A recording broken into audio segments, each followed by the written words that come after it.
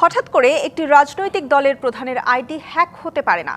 দেশের কর্মজীবী নারীর প্রতি কটূক্তি করে জামাতের আমির এখন মিথ্যা কথা বলছেন। নির্বাচনের আগে নিজেদের স্বার্থের জন্য জনগণকে ধোঁকা দিচ্ছে ওই দলটি। এসব কথা বলেছেন বিএনপি চেয়ারম্যান তারেক রহমান। বলেন, বিএনপি দল, মত, ধর্ম, বর্ণ নির্বিশেষে মানুষের অধিকারের পক্ষে কাজ করে। খুলনা ও যশোরে নির্বাচনী জনসভায় বক্তব্য রাখেন তিনি। দক্ষিণ পশ্চিমাঞ্চলের প্রাণকেন্দ্র খুলনা উপকূলীয় অঞ্চলের প্রকৃতি প্রতিবেশের সঙ্গে জীবনযুদ্ধ যে এলাকার মানুষের নিত্যসঙ্গী। বিএনপির জনসভাকে কেন্দ্র করে সকাল থেকেই মিছিল আর পদচারণায় মুখর হয়ে ওঠে খালিশপুরের প্রভাতী স্কুল মাঠ। এক পর্যায়ে বিপুল সমাগমে টইটুম্বুর চারপাশ। বাঁধভাঙা উচ্ছ্বাসের জোয়ার ভেঙে দুপুর 12:30টার দিকে মঞ্চে আসেন বিএনপি চেয়ারম্যান।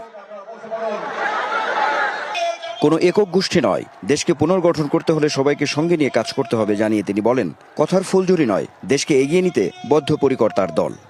আমরা সকল ধর্মের মানুষকে সাথে নিয়ে আমাদের কাঙ্ক্ষিত বাংলাদেশ গড়ে তুলতে চাই। একটি দল নারী সমাজকে ঘরের মধ্যে বন্দী করে রাখতে চায় বলে অভিযোগ করেন তারেক রহমান। বলেন, কলঙ্ক স্বরূপ মন্তব্য করে নারীকে অসম্মানিত করা হয়েছে। নির্বাচনের আগে এইভাবে মিথ্যা কথা বলছে, দলটি পর্যন্ত মিথ্যা কথা বলছে, তাদের আইডি বলে হ্যাক হয়ে গেছে, অথচ আইডি হ্যাক হয়নি তাদের। এরা নির্বাচনের আগে নিজেদের স্বার্থ সিদ্ধির জন্য মানুষের সামনে মিথ্যা কথা তুলে ধরছে, মিথ্যা কথা তারা বলছে। এদের একটাই পরিচয়, এরা মিথ্যাবাদী।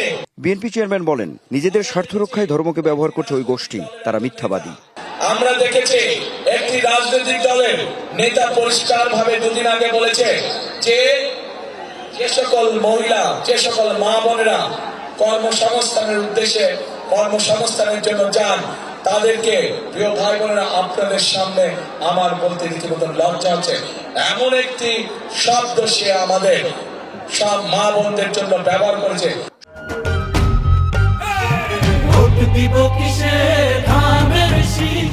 সকল ধর্মের মানুষকে সাথে নিয়ে বাংলাদেশ গড়ার অঙ্গীকার করার পাশাপাশি ভোট নিয়ে কোনো ষড়যন্ত্র ও ছলচাতুরি যাতে কেউ করতে না পারে সেদিকে সতর্ক থাকার আহ্বানও জানান তারেক রহমান। ঘর থেকে বলে যে নারী কাজে যায়, তাকে আপনাদের নেতা কিসের সাথে তুলনা করেছে চিন্তা করে দেখুন। তাহলে আমাদের প্রশ্ন, ওই দলের যারা নারী সদস্য আছে, তাহলে তাদের প্রকৃতি পরিচয় কি? নানা কৌশল আর ভোটের জটিল হিসাব নিকাশের মধ্য দিয়েই তীব্র প্রতিদ্বন্দ্বিতা বিরাজ করছে প্রার্থীদের মাঝে। তথ্য বলছে এই অঞ্চলে সেই প্রতিযোগিতার মাত্রা 50-50। বিএনপি চেয়ারম্যান তারেক রহমানের উপস্থিতি এবং তিনি যে বক্তব্য রাখলেন তাতে করে নির্বাচনী প্রচারণার গতিবেগ অনেক গুণ বেড়ে যাবে বলে মনে করছেন নেতাকর্মীরা। এখন দেখার বিষয় শেষ পর্যন্ত বিএনপি নির্বাচনী বৈতরণী কতটা নির্বিঘ্নে পার হতে পারে। পরে যশোরের বিরামপুর আদর্শ সরকারি প্রাথমিক বিদ্যালয় মাঠে নির্বাচনী জনসভায় যোগ দেন তারেক রহমান। তারা যাদের কাছে গিয়ে বিকাশ নাম্বার চাইছে, এনআইডি নাম্বার চাইছে, সেই সকল মা বোনদেরকে, সেই সকল ভাইদেরকে বলবেন ওই দিন পর্যন্তই বিকাশ নাম্বারে হয়তো কিছু পাঠাবে, তারপরে আর খবর রাখবে না তারা। এটাই হচ্ছে তাদের ক্যারেক্টার। আমরা দেখেছি কিভাবে 71 সালে দেশের মানুষকে রেখে তারা অন্যদিকে চলে গিয়েছিল এবং তার কারণেই এত লক্ষ লক্ষ মানুষ সেদিন শহীদ হয়েছিল।